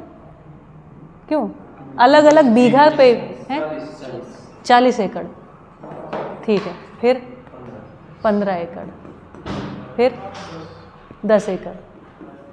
बताओ सुहानी? 20 एकड़। और ए बाप रे बाप 4 5 9 3 2 5 1 6 7 8 2 10 4 14 1 15 प्लस 10 एकड़ हमारे पास है। 170 एकड़ ज़मीन है हम लोगों के पास। और जब आप भारत भूषण त्यागी जी के पास जाएंगे ना, तो अभी आप वहाँ पर जाकर के सीखेंगे multi layer farming. Multi layer farming क्या होती है कि अभी हम लोग उत्पादन केवल ऐसे लेते हैं, है ना, फसल लगाई ये उत्पादन है। उनका उत्पादन का स्टाइल ये है, 1 पेड़ 2 पेड़ 3 पेड़ और ये 4। वो घनत्व में सिखाते हैं फार्मिंग करना। मतलब 170 एकड़ से करीब करीब 510 एकड़ खेती का उत्पादन। कितना उत्पादन हो गया? उत्पादन नहीं, सॉरी, कितना संपादन हो गया। और संपादन होने के बाद कितना उत्पादन होगा? जैसे हम लोग मान लो 10 लोग हम लोग तैयार हो गए, आप में से कोई जो 10 लोग तैयार हो जाएं, है ना, हम सब मिल करके हम सिर्फ यही कहते हैं कि हम केवल यही जो अपनी ही खेती है, हमको किसी का कुछ लेना देना नहीं है। और हम लोग ये देखते हैं कि क्या आवश्यकता की वस्तु है, हम किन वस्तुओं का उत्पादन कर सकते हैं। अब ये बताओ कि हमने ये लगभग 170, मेरे अनुमान में 500 एकड़ खेती जैसा संपादन हम कर लेंगे। ये मेरे को बहुत बड़ी चीज़ नहीं लगती है। अब ये बताओ कितने लोगों को रोज़गार उपलब्ध हो सकता है, क्योंकि उत्पादन अकेले बैठ के तो करेंगे नहीं भाई, हम लोगों को तो बहुत सारे और काम करने होंगे। तो रोज़गार कितने लोगों को देंगे आपके हिसाब से? 2000। हाँ, सही गणित है इसका। कम से कम असल में देखोगे ना बेटा, तो 170 जो एकड़ खेती है, इस 170 एकड़ खेती को करने के लिए कितने लोगों को वो मिला? पहले तो करना ही रहेगा ना। करने में कितने लोग इन्वॉल्व होंगे? 1 एकड़ में कम से कम 1 आदमी, 4 आदमी, तो कितने हो गए? 170 गुणे 4। 1 एकड़ में 1 ना, वही कह रही हूँ, 1 एकड़ में 1, तो 1 एकड़ में 1 आदमी, तो 170 तो यही लोग हो गए। 2000 एक न्यूनतम बढ़िया नंबर है। मेरे अनुमान में 3000 तक लोग पहुंच जाएंगे। क्यों बताऊं कैसे मैंने अनुमान लगाया? क्योंकि अभी हम लोग क्या देख रहे हैं? केवल संपादन देख रहे हैं। इसमें पशुधन भी आएगा, पशुधन से भी प्राप्त उत्पाद होंगे, फूलों से प्राप्त भी उत्पाद होंगे, औषधियों से भी प्राप्त उत्पाद होंगे। आपको पता है जो ब्लू फ्लावर को क्या बोलते हैं अपन इंग्लिश में? ब्लू टी, बटरफ्लाई पी नहीं, ऐसा कुछ ना नाम है। ये जो यहाँ गोकर्णी है, आप जानते हैं गोकर्णी फ्लावर को? हाँ, गोकर्णी बोलते हैं उसको। उसका हमारे घर में तो फूल था, है ना। आपने कभी उसकी चाय पी है बना के? ग्रीन टी नहीं पी है? मेरी बहन के हस्बैंड, वो भी इंजीनियर है, उनकी सॉफ्टवेयर फर्म है, ठीक है। तो हमने हम पी रहे, तो वो कहते हैं हाँ ये तो हमने देखी, हमने मंगाई अभी 1000 रुपये की 100 ग्राम। आप अमेज़ॉन पे, मुझे विश्वास नहीं हुआ कि वो सच बोल रहे हैं। मैंने एक्चुअली अमेज़ॉन पे जा करके देखा, तो ये जो फूल लगे हुए हैं ना, औषधीय फूल, यदि हम औषधीय फूलों को पहचानते हैं और केवल हमको उनकी सही समझ और लोगों को बता पाते हैं, केवल औषधीय फूलों की चाय बहुत बड़ा बिजनेस है ये अपने आप में। और अब आप कल्पना करिए, इसको हम बिजनेस विधि से ना करें, इसको हम परिवार विधि से करें, गांव का गांव बदल सकते हैं हम लोग। छोटी मोटी ताकत नहीं है, धन कोई समस्या ही नहीं है किसी दिन, समझ में आ रहा है। केवल 10 लोग यहाँ पर, ये जो साथ में आए हैं ना, ये साथ में बोल दें कि भाई अपनी अपनी ज़मीन में, और हम ये जैसे हम क्या देखो, जैसे एक छोटा सा उदाहरण देते हैं, अब इसको रोक देते हैं यहाँ पर। परिवार समृद्धि की अर्जुन ने बात करी थी ना, नहीं उसको चालू रखिएगा। अच्छा, जो अर्जुन ने बात करी ना, विश्व परिवार तक सोचा जाए, है ना। तो ये जो हमने पैसा कमा लिया भाई, एक समय के बाद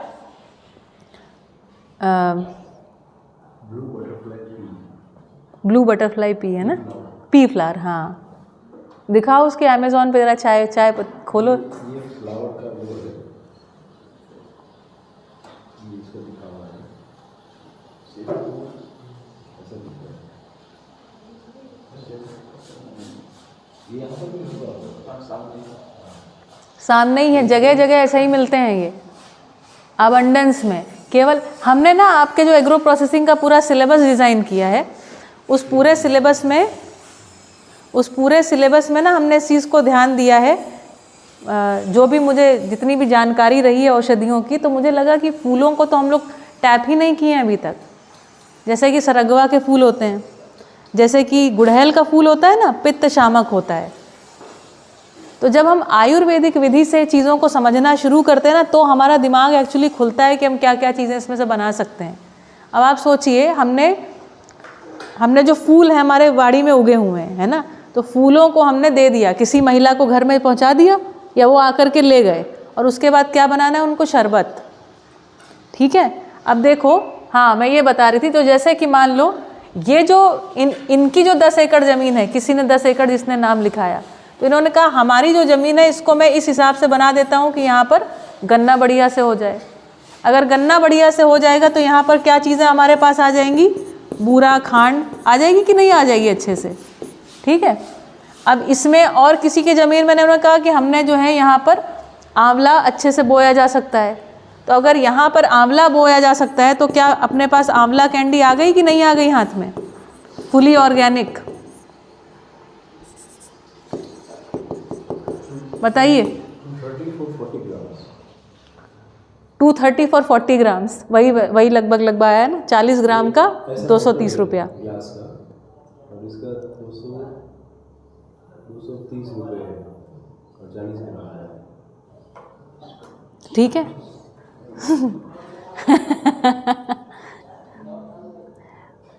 हम कभी कभी सोचते हैं कि हम ऐसा सोचेंगे तो हम एक्चुअली क्षुब्ध होंगे, मतलब ऐसा लगता है कि हमें कमी होगी। वास्तव में जानते हैं क्या होगा, जब हम साथ में मिलकर के कोई भी चीज़ करते हैं ना, साथ में मिलकर के करेंगे, कम से कम इसका जो मुझे लगता है 100 गुना, ये मैं बड़ी बातें नहीं बोल रही हूँ, आप सोचो कि 100 गुना बहुत बड़ा नंबर बोल दी, कुछ नहीं। एक आदमी देखो, जैसे कभी साथ में मिलकर के काम किया है, एक आदमी काम करे पूरे घर का और 10 आदमी मिलकर के काम करें, बहुत तेज़ी से अंतर आ जाता है। आप देखिए, जब हम साथ में मिलकर कोई काम करने की योग्यता को पा जाते हैं ना, एक अद्भुत चीज़ हमारे सामने प्रकट होती है।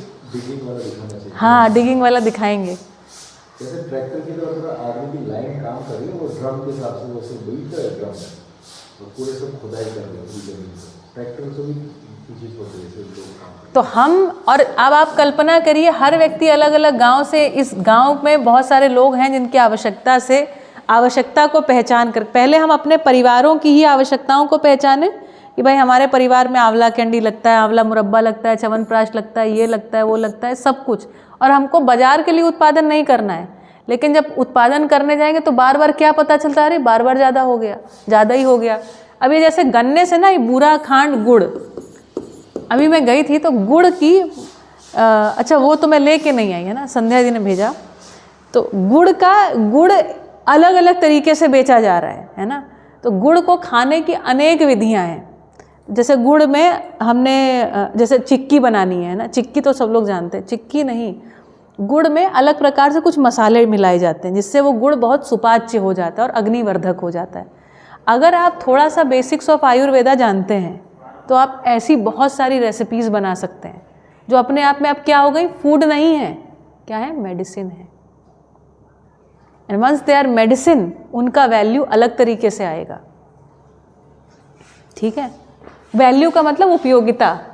एक बारी उपयोगिता सिद्ध हो गई तो जब आवश्यकता से अधिक है तो उसको हम किसी को देंगे तो हमारे पास अपने आप सोर्स ऑफ इनकम भी बनेगा। ठीक है, तो जैसे किसी ने फूल उगाए, किसी ने कुछ उगाया, किसी ने कुछ उगाया, और हमने अपनी अपनी ज़मीनों को इस तरीके से तैयार कर लिया कि केवल पूरकता के अर्थ में हम सज जाएं। हमको किसी से लेना देना नहीं है, हम पूरकता के अर्थ में सज जाएं। कि कोई अपने, जैसे एक व्यक्ति है ना, वो केवल, तो एक व्यक्ति मूंग उगाता है तो ये मूंग पूरे परिवारों में बंट जाती है। एक ने बाजरी उगाई तो ये 10 परिवारों में बाजरी बंट जाती है। उसने ज़मीन को तैयार किया है। क्यों ज़मीन को तैयार करना जरूरी है? नहीं तो क्लाइमेट चेंज से हम बच नहीं पाएंगे। अगर इंडिविजुअली हम उत्पादन करेंगे हम सफल ही नहीं होंगे, हम असफल होने के लिए तैयार खड़े हैं। और हमारे पास वर्क फोर्स भी कैसा होना चाहिए, जो काम करने के लिए तत्पर हो। अभी सबसे बड़ी समस्या क्या है खेती में? Work force. वर्क फोर्स को क्या बोलते हैं? लेबर। आपकी वाड़ी में कितने लेबर हैं? 6। आपके 10। आपकी और खेती 10 एकड़ है, 14 एकड़ है आपके उसमें। ठीक, तो भी लेकिन फिर कम है। 6, अगर 6 आदमी हों तो बढ़िया है। एक हमने हिसाब निकाला कि कब खेती बढ़िया होती है, वो हमने नहीं निकाला, एक्चुअली मनोज भाई ने हमको बताया। हमारा हिसाब थोड़ा अलग है। मनोज भाई ने ऐसा बताया कि जब खेती अगर बहुत अच्छे से होनी, पूरा बढ़िया खेत होना है, तो 1 एकड़ पर 1 व्यक्ति। मेरा गणित क्या कहता है और मध्यस्थ दर्शन सहअस्तित्ववाद क्या कहता है? 1 एकड़, आधे एकड़ पर 1 व्यक्ति। तब जो है संपादन की क्वालिटी एकदम अलग हो जाएगी, है ना। हमारे पास बहुत इतनी सारी चीज़ें हैं ना, मतलब बनाने के लिए, करने के लिए, सही करने के लिए, सही होने के लिए, मज़े से जीने के लिए। और आप कल्पना कीजिए, अगर ये 10 लोग हैं तो 10 लोग थोड़ी हैं, 10 गुणे 10 परिवार है। हर एक के घर में कितने 8-10 सदस्य तो होंगे ही होंगे। और ये 10 सदस्यों के बीच में अगर एक मंगल मैत्री हो जाती है तो अपने आप में जनबल महसूस होगा कि नहीं होगा, कि अकेलापन महसूस होगा? बहुत अद्भुत चीज़ है ये। हमारी अक्षमता है कि हम वर्ण में, जाति में, धर्म में, संप्रदाय में, लिंग, भाषा, क्षेत्र, मत आदि में बटे हुए हैं। क्रूरता पूर्वक काम लेना हमारी बाध्यता बन गई है, क्योंकि लेबर के साथ काम करते हैं। लेबर भी मानसिकता तो उसकी होती नहीं है, जरा सा आप उसको छूट दीजिए। हमने सब भी करके देखा है, तो हमने थोड़ा छूट दिया, थोड़ा उनको ज़्यादा दिया, वो दारू पीने लगे। रियल प्रॉब्लम्स है भैया ये। क्या करें फिर? अब समझ में ना आए, ये तो यही लगे पैसा टाइट करके दो उन लोगों को, क्या किया जाए? क्योंकि वहाँ पर भी मानसिकता बनी नहीं है। चलो खैर, तो ये मैंने अभी आपको बताया कि इस तरीके से हम लोग है ना पारस्परिक संबंधों के साथ ही, मंगल मैत्री के साथ ही इसको बढ़िया कर सकते हैं। ठीक है, चलो अभी 6 बज गया, रहने देते हैं, इतनी बात पर्याप्त है आज के लिए, है ना।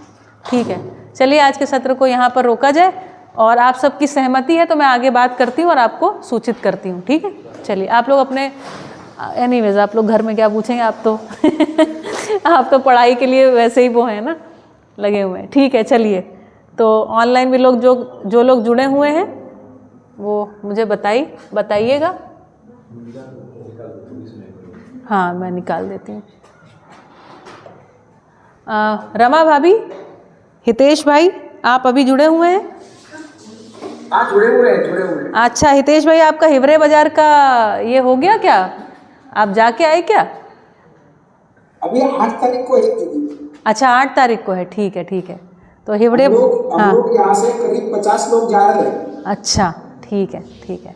तो जाके आइए, फिर यहाँ पर बाकी लोगों के साथ शेयरिंग करिएगा, क्योंकि अभी इन स्टूडेंट्स को लेकर के जाना तो संभव नहीं है। अभी देखते हैं, तो अपन 25 दिसंबर से 28 दिसंबर तक आवर्तनशील खेती को समझने के लिए प्रेम सिंह की बगिया बड़ोखर खुर्द बांदा आप तो हो आए हैं ना, तो कभी कभी तारीख कौन सा तारीख? 25 दिसंबर से 28 दिसंबर की डेट दिया है उन्होंने। अच्छा। हाँ। तो मेरा एक इन्विटेशन था दीदी, अगर हमारे में से कोई एक दो लोगों को रेलवे बाजार आना चाहते हैं तो हमारे साथ में लेके जा सकते हैं। भैया अभी ये स्टूडेंट्स तो बहुत यंग हैं, इनकी तो स्थिति नहीं है, अभी आप लोग जाइए और हम लोग एक पूरा, जब इनकी परिवार मूलक स्वराज्य व्यवस्था को लेकर के थोड़ी समझ विकसित हो जाएगी ना, तो फिर अंत में हम चाहे तो उनको घुमा लाएंगे, चाहे तो दिखाएंगे, या अगले वर्ष, ठीक है ना। अभी तो बहुत प्रारंभिक। तब तक तो हम लोग यहाँ गुजरात में कर लेंगे। बस ठीक है।